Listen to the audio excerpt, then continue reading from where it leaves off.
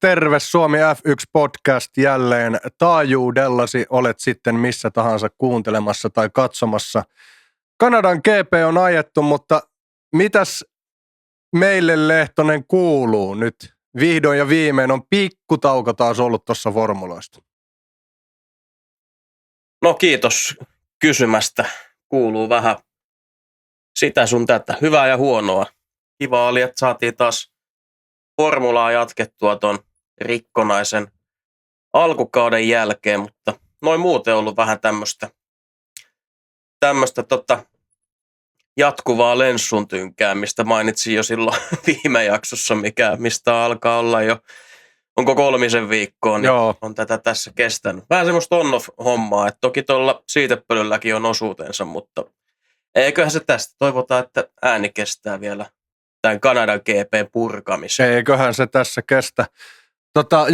Kun sanoit, että on rikkonainen kausi ollut, niin on kyllä ollut, että toivottavasti nyt päästäisiin vähän sellainen rutiini puuttuu tämän formulan suhteen nyt, kun on ollut noin rikkonaista, mutta joo, itsehän tässä jännittelen samalla, kun näitä nyt formuloita on katsottu, niin tietysti jääkiekon MM-kisoja, mutta erityisesti noita NHL:n pudotuspelejä. Siellä meikäläisen joukkue vihdoin ja viimein vielä taistelee kynsin ja hampain kiinni Stanley Cupin voitosta Carolinaa vastaan, jos ei kuvasta näy, mikä joukkue on kyseessä, niin sitten on ilmeisesti pelkässä kuuntelumoodissa, mutta tosiaan niin on se ollut kiva katsoa, kun Montrealin pojat siellä vääntää kaukalossa kiekkoa.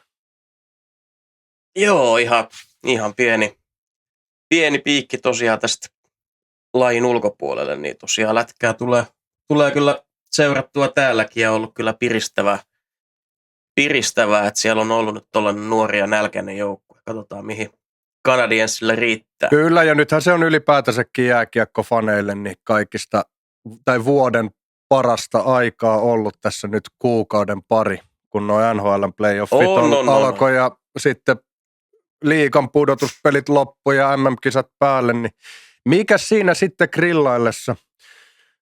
Mutta me pysytään kuitenkin formuloissa ja se oli Kanadan GP. Niin kuin sulle äsken tuossa sanoin, niin nyt oli ensimmäinen kisa ja kisan viikonloppu itsellään oikeastaan sellainen, kun jäi hyvä maku suuhun. Joo, pakko myöntää itsekin, että jäi kyllä nyt tuossa Kanadan kisaviikonloppuna aika monesti ajattelematta nyt sitä aspektia, mitä ollaan alkukauden kisoissa höpisty, että tämä kisaaminen on semmoista keinotekoista ton patterihomman ansiosta, mutta nyt ei kyllä ihan hirveästi kyllä tullut siihen kiinnitettyä huomioon, että toki Mersujen taisto siinä jeesas tosi paljon, että ne tarjosi kyllä viihdettä ihan koko raha edestä tuossa viikonlopun aikana. Et pakko sanoa, että oli ihan viihdyttävä tuote kaiken kaikkiaan. Kyllä, ja Mersuthan varasti huomioon jo tuolla sprintissä ja oli aika ylivoimasta touhua siellä, mutta toki myös vähän sitä mersukuskien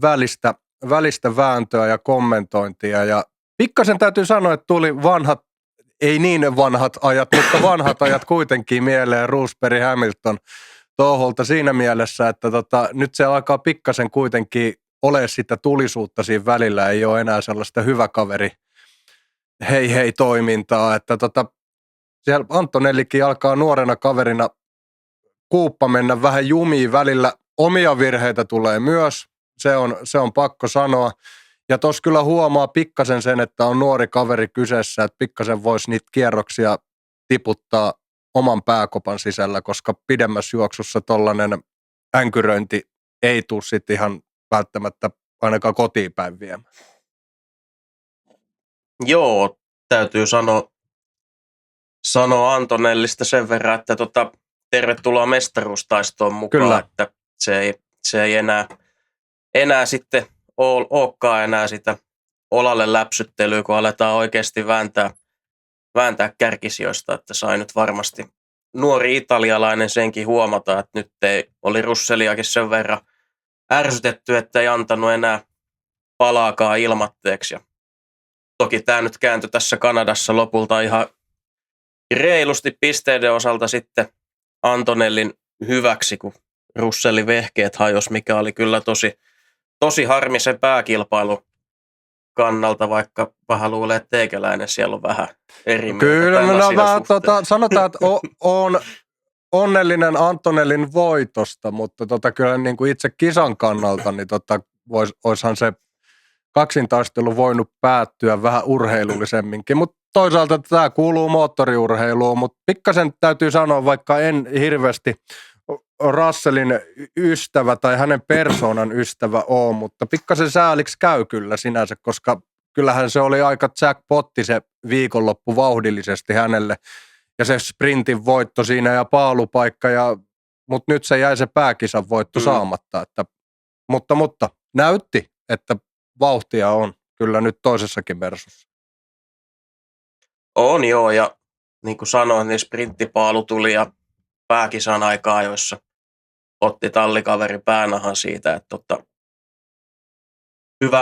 hyvä kyyti ja tosiaan nyt on vähän onnetar hylkinyt Russellia, niin mutta kausi on vielä alussa, että mä en oikein ymmärrä tässä on mediassa ja jotain klippejä muistakin podcasteista tässä kuunnellut viikonlopun jälkeen, että tässä on nyt hirveä hehkutus siitä, että Antonellilla on nyt semmoinen etumatka, että tässä nyt suurin piirtein Antonelli voi nyt alkaa rallatella ja ajelemaan mestarista. Ei se kyllä todellakaan näin ole. Vasta 5 kisaa takana ja kisoja on niin paljon jäljellä ja monta sataa pistettä jaossa, että jos ei nyt seuraavakin tämmöinen isompi keskeytys tuu Russellille, niin ei tässä vieläkään kannata sitä päätä pensaaseen työntää, jos se vauhti on ja täytyy myös muistaa se Antonellin kokemattomuus, että mä uskon edelleen, että sitten kun ne virheet alkaa jossain vaiheessa tulee, niin ne voi kasaantua äkkiä. Se huomattiin viime vuonna Piastrilla.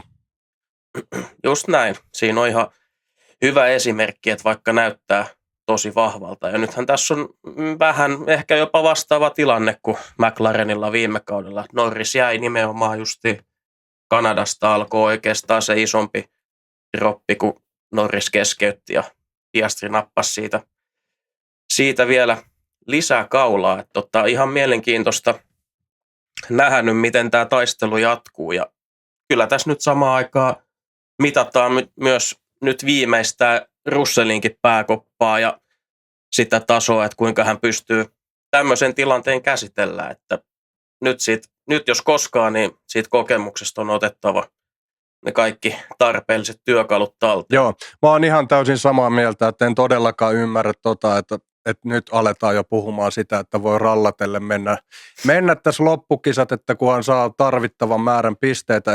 Ei se kyllä todellakaan mene, ja se lähin esimerkki on viime vuodelta, että Piastrilla oli niin turvallisen tuntunen johto siinä yhdessä vaiheessa, ja se meni kuin savuna ilmaa, että se ei montaa epäonnista tai virhettä tai muuta vastaavaa tarvi, kun se homma on ihan päälailleen kääntynyt. Ja näitä on historiassa ollut muitakin, että pakko kritisoida ylipäätänsä urheilussa tuntuu olevan se, että ne ensimmäiset tapahtumat ja mitä on, niin hyvin helposti takerrutaan sitten niihin ja se on sitten sillä selvä. Ja Formulassa varsinkin ollaan nähty se, että näinhän se ei todellakaan tule menemään.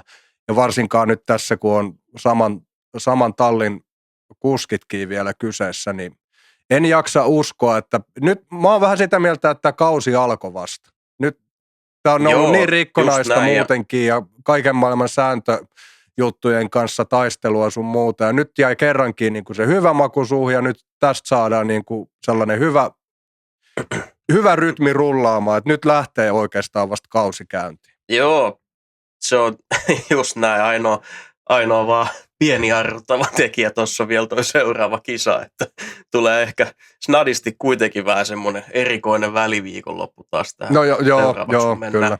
Monacon katuradalle, että siellä nyt, no puhutaan siitä ehkä vähän myöhemmin lisää, jos siitä nyt on mitään puhuttavaa, mutta tuosta Mersun taistelusta vielä sen verran, että kävihän siinä Antonellillakin pari kertaa aikamoinen tuurikin jopa, ettei se etusiipi jäänyt sinne tallikaveri vaihdelaatikkoon tai muutenkaan niin kuin omasta virheestä sitten sattunut mitään isompaa, että varsinkin siinä sprintissä oli tiukkoja tilanteita, että menikö siellä pari kertaa nurmikon poikki ja taas yritettiin uudestaan, että aika semmoisia ihan hirveitä sukelluksia sen yhden pisteen tähden, että tuossa niinku, vaikka Antonelli koittaa kuinka viileätä esittää haastattelupisteellä, että hän ei ajattele mestaruustaistoa ja näin poispäin, menee ihan hyvin, mutta ei se kyllä sprintissä siltä näyttänyt, että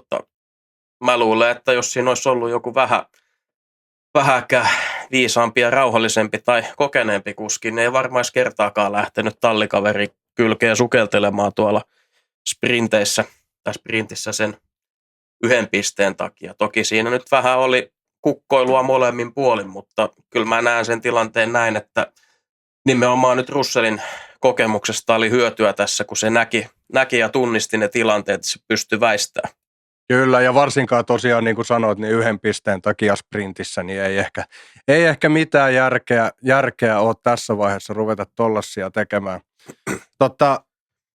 Mutta kisassahan sitten tultiin mestareiden seinää kohti, tai muuria kohti, niin viimeiseen shikaaniikin tultiin ihan rinta rinnan välillä. Et se oli kyllä oikeasti todella hienon näköistä ja mukava katsella sitä. Et siinä rupesi jo ihan oikeasti jännittämään. Niin kuin jos joku katsoi Viaplayn kautta sitä, niin siellä Juuselallakin äänihuulet välillä oli siinä mallissa, että kohta rysähtää. Joo, kyllä siinä itsekin saattoi välillä ottaa vähän tukevampaa otetta sohvareunasta katsoa, että mitä tässä tapahtuu. Ja niin kuin aiemmin sanottiin, niin harmi, että se jäi kesken, että siinä olisi voinut sattua ihan mitä vaan. Ja ei se nyt kauhean kaukana ollut se ihan kunnon osuma näiden kavereiden kesken. Et veikkaan, että vaikka tuossa kun yrittää ukkoja rauhoitella, niin eiköhän tästä alkaa nähdä kerran tai kaksi ihan kunnon rytinääkin ja saada sitten mahdollisesti muitakin voittajia sinne. Kaivaakohan Toto tällä hetkellä jostain takakontista vanhan muistilapun, miten Niko ja Hamiltonin kanssa on toimittu, että mitä on sanottu kummallekin, että milloin otetaan tämä, että jos kolaroitte, niin maksatte kulut korttihihasta.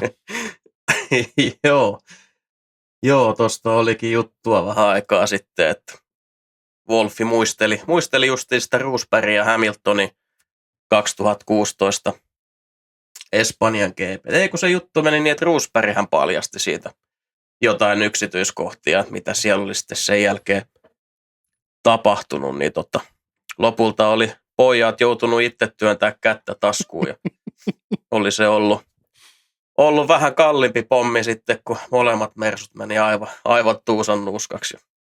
Sen jälkeen vähän rauhoittui, mutta kyllä siellä niitä yhteenottoja silti tuli. Kisakuski, kun saa adrenaliinia ja kaveri siinä ottaa kyynärpäitä esiin, niin ei siinä lähetä sitten nörtymään. Että se on ihan sama makso, mitä maksoi, että kunhan voitto tulee. Joo, ja noin se kaskovakuutukset paljon hyödytä. No, me toivottavasti nähdään ja tullaan ihan varmasti näkemäänkin Mercedekseltä kovaa vääntöä vastaisuudessakin, mutta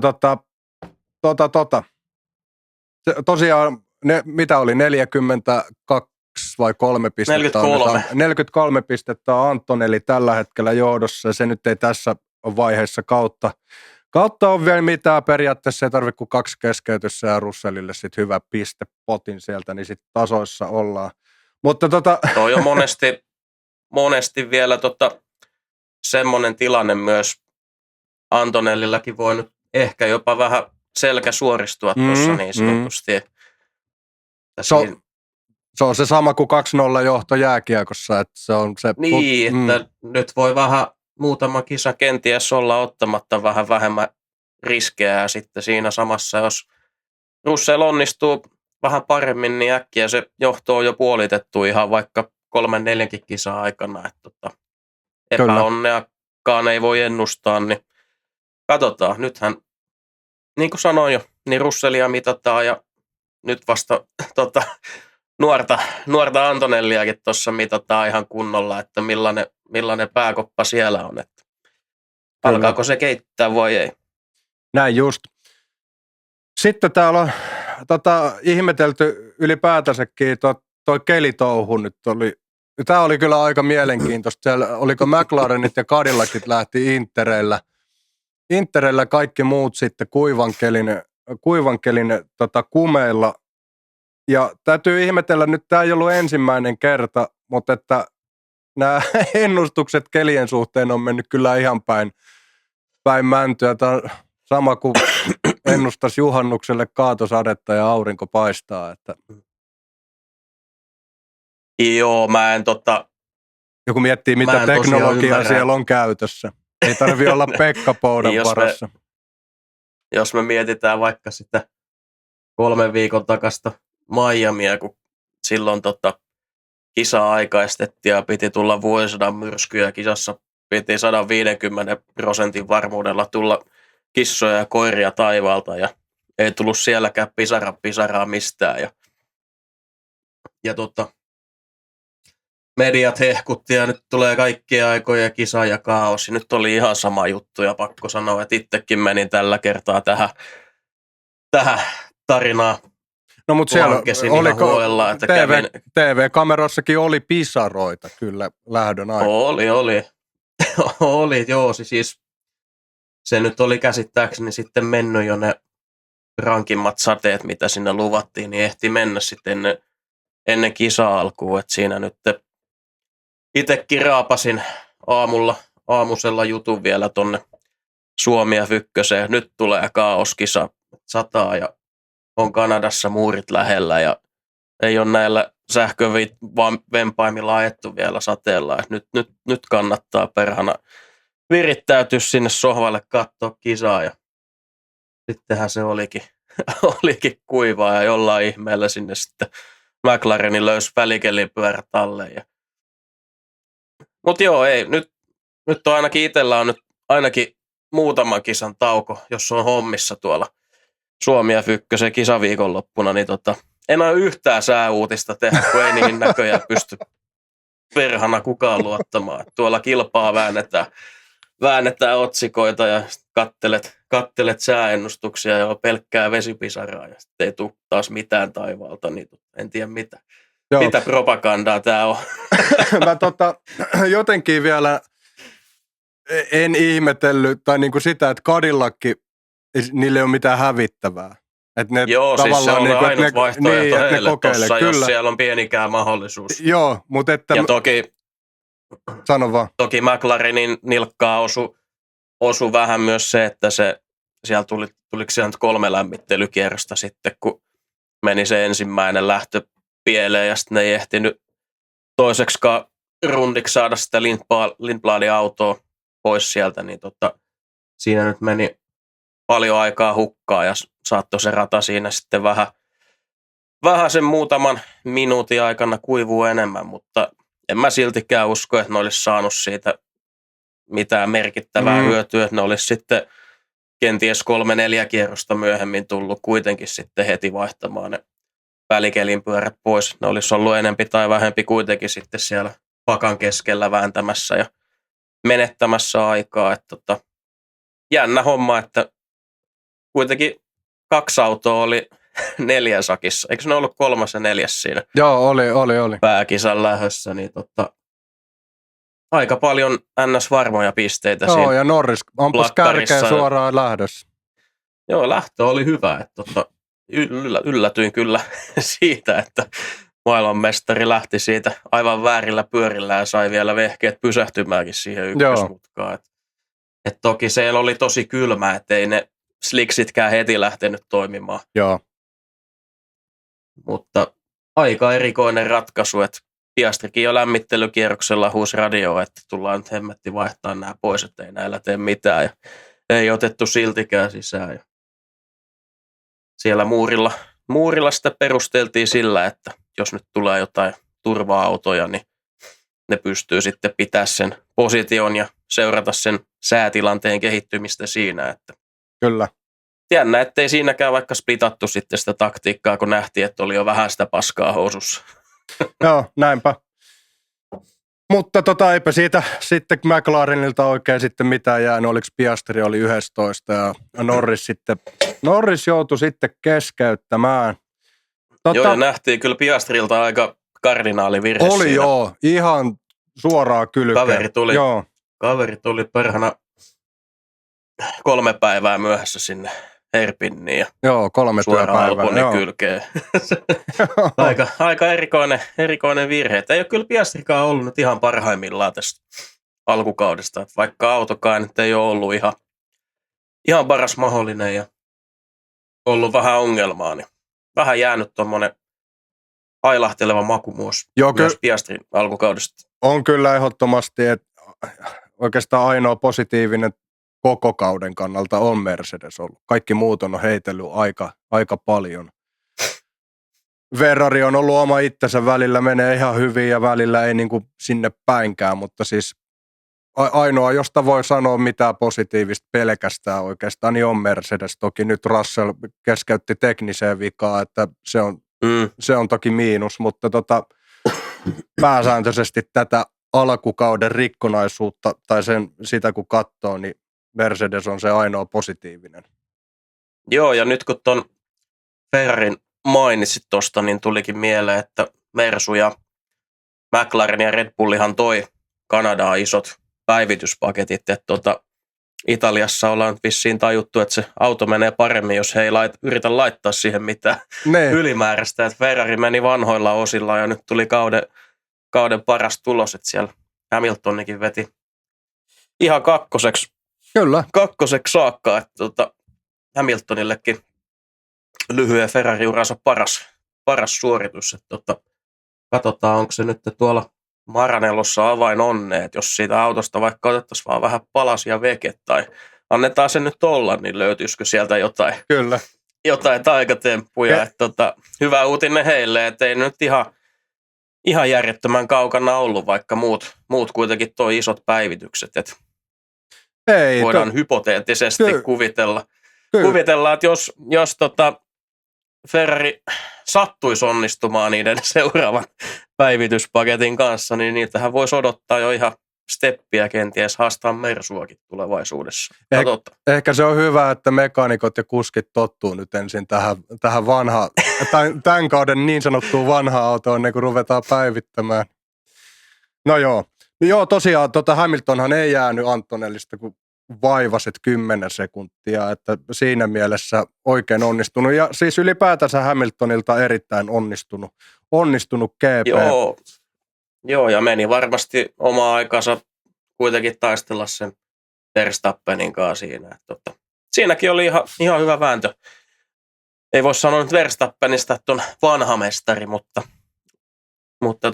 toissakauden mestari. Ja siinä oli hienoa nähdä justiin tämän kaksikon vääntämistä, että siinä oli jo vähän semmoista rematchia tuolta 2-1 kaudelta, että siinä sai Hamilton kuitenkin ihan snadisti kalavelkoja takaisin makselta. Oli, ja sitten siellä oli jäähdyttämässä niin sanotusti, niin kaverit hymyili ja naureskeli toisilleen, että siellä on kisailusta ihan nautittu sitten kisailusta. No jos noita onnistujia taas katellaan vähän, niin siellähän on taas, no ensinnäkin nyt täytyy heti ensimmäisenä nostaa Isaac Hadjar. Nyt se toi sen Red Bullinsa 5. maaliin ja sehän on aika hyvä tulos nyt, mitä tollasta se pitää ollakin. Jos Max on 3, niin kyllä se nyt ihan parin auton päässä pitäisi vähintään olla. No joo, se oli nyt virheetön tai lähes virheetön suoritus, että sieltä tuliko sieltä joku rangaistus Hadjarille siitä oliko Leclerkin vai Hamiltonin peittelystä, että Joo. siinä nyt oli vähän turhaa siksakkia, että siinä nyt jäi vielä enemmän, mitä toi lopputulos antaa osvittaa, mutta joo, se on just niin kuin sanoit, niin ja ollaan aiemminkin puhuttu, että toi on varmaan se taso, mikä tuossa Red Bullilla riittää. Et toki aikaa jossakin oli Hatsar nyt tosi lähellä Verstappenia, että toki siellä oli Verstappenilla omat ongelmansa ainakin omien sanojen mukaan, mutta eipä se, kello ei valehtele ja eikä tuloslista, niin voidaan sanoa Hatsarista, että hieno onnistuminen ja toivottavasti ruokkii tulevaa. Kyllä. Hatsarhan oli viimeinen, joka otettiin kierroksella kiinni. Tässä palataan niin 90-lukuun, että voittaja otti kaikki muut kiinni, paitsi itseään joskus. Kyllä joo, että aika hurjaa, että jäi vaan 4 autoa samalle kierrokselle. Että on siellä aika isoja eroja nyt kuitenkin vielä tuossa kärjen ja jopa tuon keskikastin välillä. Kyllä. Toki Kanada nyt on aika lyhyt rata, mutta silti. Silti. Pakko taas mainita, me ollaan tästä kolapintosta alkaa tulee semmoinen meidän podcastin oma sellainen maskotti tai tämmöinen. Joka kerta siitä pääsee puhumaan niin hyvällä kuin huonolla. Ja nyt se oli 6. Ei tarvi ottaa strap-onia takapäin sitten enää toimistoon. Joo, jos ei toivottavasti ole tarvinnut vielä menneisyydessä ihan siihenkään mennä, mutta tai mitään muutakaan. Mutta joo, tässä joudutaan kohta kolapinto fanituotteita alkaa tilailemaan, että on semmoinen suoritustaso nyt, että varmaan Flaviolta alkaa saamaan muutakin kuin lämmintä kättä, että hyvin vetää nyt tällä hetkellä kolapinto, että virheet on nyt tässä parissa edelliskijassa jäänyt ja vauhtia tullut rutkasti lisää. Kyllä. Ja Gasly tosiaan 8, niin hyvät pisteet Alpinelle niin kuin koko ajan. Joo, Gaslyn tulosta ehkä vähän himmentää toi pääkisa-aikaa, jossahan sillä Q1 jäi murmeli alle, niin siinä hajosi auto sen verran, ettei sitten päässyt aikaa jo jatkamaan, että olisiko se nyt ollut Alppinet sitten toisinpäin, mitä väliä, kumpi siellä nyt on kuuessa. Kuitenkin pääasia se, että kolapinto on pystynyt nyt ottamaan ton best of the rest -statuksen niin sanotusti, mikä tuossa Alpinella nyt on alkukaudesta ollut aika tuttu paikka, että jos ei kärkiautoja keskeytä, niin se on aika lailla tuossa 6. tai 7. Kyllä. Niin erittäin hienosti menee tällä hetkellä. Sitten kun katsoo oikeastaan noita muita, nyt jos tuloslistaa katsoo, niin eipä siellä oikein mitään mainittavaa ole noista. Että Alpine on oikeastaan ainoa ja sitten tietysti Red Bulli tuossa, jotka tuossa keskikastissa on, jotka nyt suoritti niin kuin pitääkin, mutta eipä noista McLaren tietysti iso pettymys. Mutta eipä noista Audeista ja muista. Williams on jälleen Sainz 9. sai sen muutaman pisteen siihen, mutta siihenpä se taas jää. Ja niin, ei tuosta nyt oikein pidempää tarinaa tuosta tulosluettelosta pysty pääkisan osalta sanomaan. Että ehkä sprinttiin sen verran voisi palata, että siellä kuitenkin Lindblad ajo hienon kisan oikeastaan, voisi sanoa pitkästä aikaa, että se oli se debyyttikisa silloin Australiassa tosi vahva. Ja nyt oikeastaan nähtiin sitä samanlaista suorittamista. Harmi, että Lindbladilla jäi vehkeet parkkiin siinä pääkisan lähdössä, että olisi ollut kiva nähdä, mihin se olisi riittänyt toi Racing Bullsin vauhti että niin, lause jäi kesken, mikä kertoo varmaan omalta osaltaan eikä loppupäätuloslistasta. Niin. Eikä siellä edelleen Aston Martin taapertaa ihan jossain muualla se on mitä se on, mutta nyt tietysti nyt kun toi Aston Martin mainittiin, niin sitä kautta toiseen taapertajaa, joka tosin odotetusti taapertaa Cadillacin, niin siellä nyt ollaan jo mediassa ja Sky Sportsissa, Italian Sky Sportsissa lähinnä antamassa Bottakselle jo potkuja tähän. Eikö nämä nyt ole niin läpinäkyvää, typerää semmoista huhun synnyttämistä vaan, että missä ei oikein niin kuin mitään sellaista perää voi, koska eihän tuossa nyt ole mitään järkeä ruveta antaa kuskille potkuja tuollaisessa tallissa tällaisen kauden jälkeen, kun kukaan ei muutenkaan odota yhtään mitään. No joo, en henkilökohtaisesti ymmärrä, että kuka tämmöisiä viljelee. Toki jos vähän verrataan Bottaksen ja Peresin viime aikojen formia, niin eihän se tietenkään Bottaksen kannalta hyvältä näytä, mutta toki molemmilla on ainakin julkaisuhetkellä monivuotiset sopimukset ja mitä Cadillacki sillä saavuttaisi, jos se nyt päättäisikin vaihtaa kuskia tämän kauden jälkeen. Tai jo tämän kauden aikana, niin kuin tämä joku italialainen toimittaja oli povannut.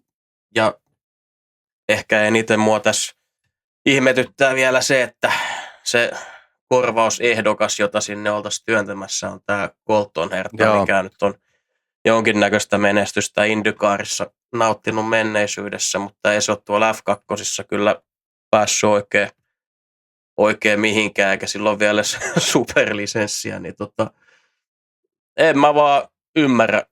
Cadillac ei voisi, ei vaan. No nyt 2 kokenutta kuskia, ne on edelleen ton matkan alussa, ne tarvii just nyt se kuskeelta sen feedbackin ja kaiken sen satojen kilpailujen kokemuksen, mikä tuossa noilla on. Että ei tässä nyt vielä kannata tulostasoa mitenkään ihmeemmin tuijottaa. Vaikka tosiaan nyt mä ihmettelin siinä sprintissä, että miten se Peres-keikku siellä, se tuli 11 ruutulipulle kuitenkin, mutta sai 5 sekunnin aikasako jostain. Se oli vissiin Lawsonia puskenut siellä pihalle sen verran. Täytyy kyllä Peresille sen verran nostaa hattu, että on hienosti repinyt laitetta, mutta kyllä tässä on kuitenkin puolustettava Valtteri sen verran, että tuskinhan nyt ihan paskaakaan noissa haastattelussa puhuu, koko ajan on jotain vikaa, mikä vaikuttaa, että tuntuu vähän siltä, että se on nyt toiselle puolelle pilttuuta noin isommat ongelmat tässä kasautunut, että ei Bottas nyt noin paljon ole Peresiä huonompi kuljettaja yhtäkkiä. Että ei todellakaan. Nämä on ihan huuhaata, että ei näihin potkuhuhuihin kannata ainakaan tässä kohtaa vielä tai tulevaisuudessakaan luottaa, että ei tässä ole mitään perää. No niin, kyllä. No mennään sitten lopettamishuhuihin, kun ei potkuhuhuihin kerran kannata luottaa. Niin, onko tuossa Verstappenin vinkumisessa nyt tuossa, että hän lopettaa? Onko siinä niin mitään järkeä? Nyt tätä on kuultu, että samaa levyä on ihan tarpeeksi. Lopeta sitten. Joo. Ei se siitä ole, kun se on siitä, että tämä nykyinen mediaralli on tämmöistä juupaseipäs ja uusi otsikko ja toinen otsikko perään. Ensin kirjoitetaan, että ne itse kirjoitin itse asiassa just, oliko perjantai vai lauantai Verstappen oli sanonut, että on tämä mitä on, niin hän ajaa ensi kaudella ihan varmasti vielä Red Bullilla, että ei tässä ole mitään sen kummempaa. Että hän toivoo vaan, että näitä sääntöjä rukattaisiin mieluisampaa suuntaan.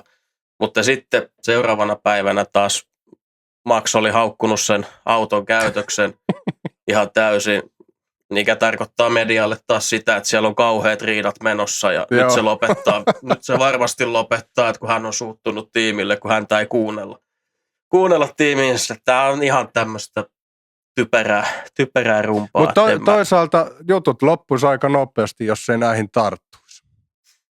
Jos Max lopettaisi, niin olisi hiljasta. No hiljasta olisi Formula-sivustoilla, jos ei Maxin kommentteja olisi enää olemassa. Mutta että vaikka kuinka iso sirkus onkin kyseessä, niin kyllä se aika hiljasta on, jos ei kukaan keksisi näitä.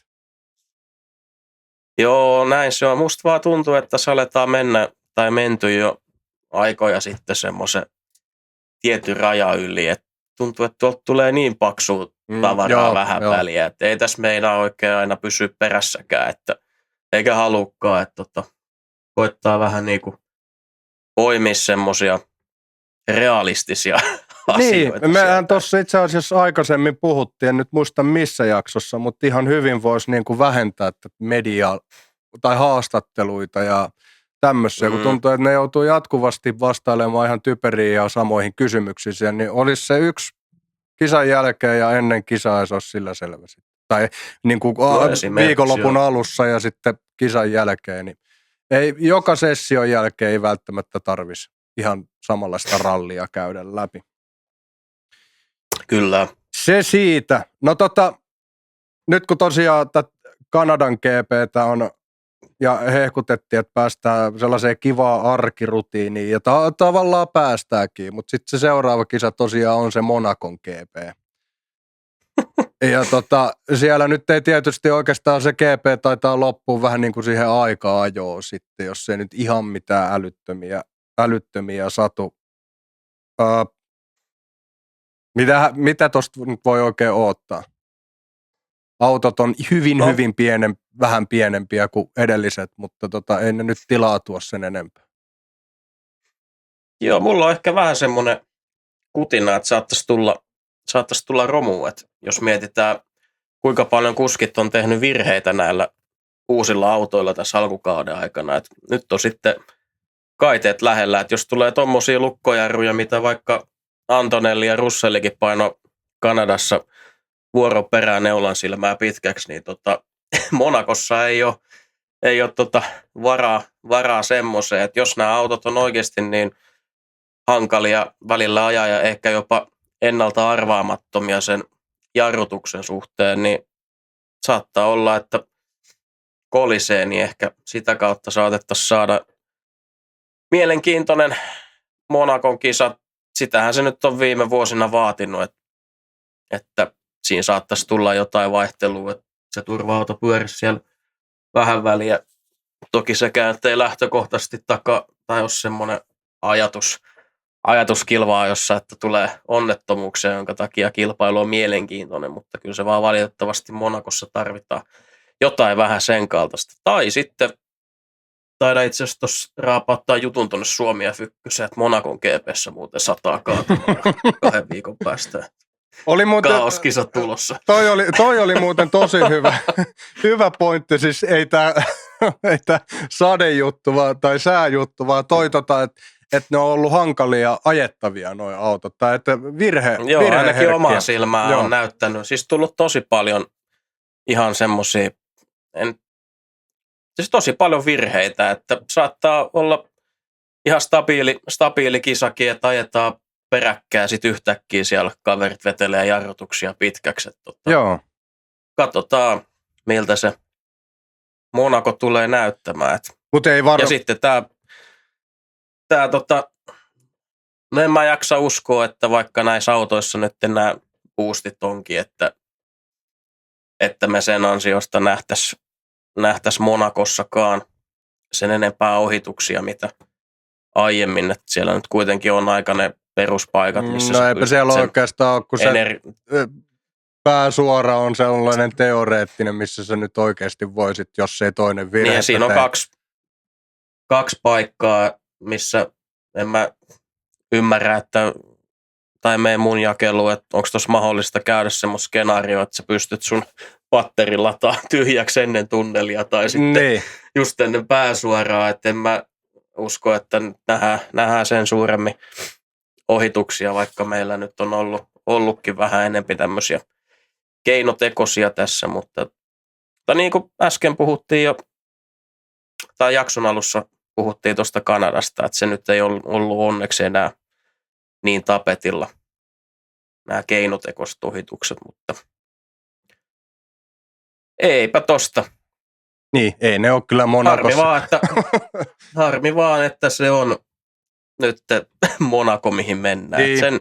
Sen jälkeen saadaan sitten kausi semmoiseen kunnon stabiiliin tilaa ja kesällähän sitten taas on näitä triple-headereitä ja ajetaan perhana niin paljon, että taas ehtii kyllästyä, että koskaan ei ole hyvä. Kyllä, se on just näin. Nyt tähän lähetyksen loppuun vielä otetaan muutama Me ei nimittäin viime jaksossa katsojien kysymyksiä otettu oikeastaan ollenkaan, niin otetaan muutama nyt tuolta vielä tavallaan lyödään nippuun tämä homma. Aaltonen kysyy, mitä veikkaatte, lähteekö Leclerc 1-2 kauden kuluessa Ferrarilta? Mitä veikkaa Lehtonen? En usko, että lähtee. Kyllä se on niin syvä Ferrari-leima monakolaiseen tatuoitu koko elämänsä ajalta. En usko itsekään, eikä varsinkaan vielä ensi kaudella. Nythän toi Ferrari näyttää niin kuin vauhdillisesti varteen otettavalta. Toki ne on jäljessä Mersua, mutta niin on kaikki muutkin, mutta siis periaatteessa näyttää hyvältä. Toki sen verran täytyy sanoa, että varmaan joku vähän kärsimättömämpi kaveri olisi Leclercin tilanteessa kävellyt jo aikoja sitten, että onhan tuossa nyt aika monta kautta jo puskettu menemään ja onhan se talli tehnyt kaikkensa, että siellä on annettu myös periaatteessa mahdollisuus heittää ne hanskat tiskiin ja katsella kilpailijaleiristä töitä, mutta kyllä tuo vaikuttaa se Ferrari-sydän olevan siellä Leclercillä niin tiukasti istutettu, että en usko, että tulee lähteä. Melkein voisi naulata, että kaveri ajaa koko uraansa Ferrarilla. Joo, ellei ihan jotain älytöntä silleen, niin kuin, tai yllätyksellistä tapahdu, niin luulen kanssa. Jos sä mietit, että Hamiltoni ei tuossa nyt montaa vuotta tule enää todennäköisesti ajamaan. Toki eihän siitä tiedä, jos se Alonso tekee ja vetää tuolla vielä 4-5. En mä tiedä, onko siinä Hamiltoninkaan kannalta mitään. Niin.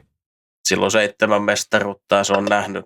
Se varmaan jaksaa sen 2-3 vuotta yhteensä tuossa yrittää sitä kruunua uralle, että saisi Ferrari mestaruuden, mutta kun mä en oikein usko siihenkään sattuneesta syystä, mutta sitten kun Hamilton lähtee, niin Leclerc on todennäköisesti aika selkeä ykköskuski taas, niin miksei ei se tule tuollaista asemaa saamaan varmaankaan missään muussa tiimissä. Kyllä. Sitten täällä on MG Ville laittanut, että Georgilla hajoaa kohta Le Gazette. Le Gazette.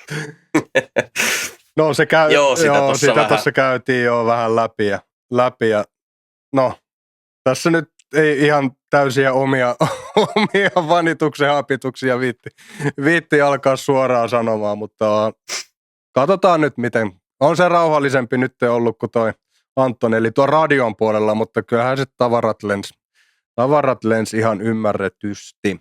Ja sitten Iina Huhmarniemi sanoo, että miksiköhän ihmeessä McLarenit valitsivat välikelirenkaat starttiin. Toikin me nyt käytiin oikeastaan tuossa läpi, mutta mikä voisi olla sellainen, niin kuin, mikä se pääsyy voisi olla? Onko siinä mitään muuta kuin, että on kokeiltu sit upporikasta ruuttikäyvää?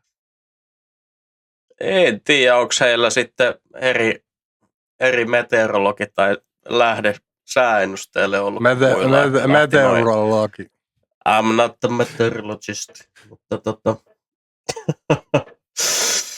joo, en ymmärrä. Toi me vähän käsiteltiin jo tuossa. Kyllä.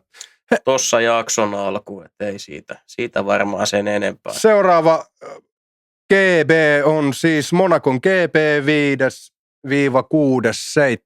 5-6.7. Eli nyt hetki tässä joutuu, ei ole vielä tällä viikolla, vaan sitä seuraavan viikon loppu sitten. Hei, kiitos Lehtonen tästä.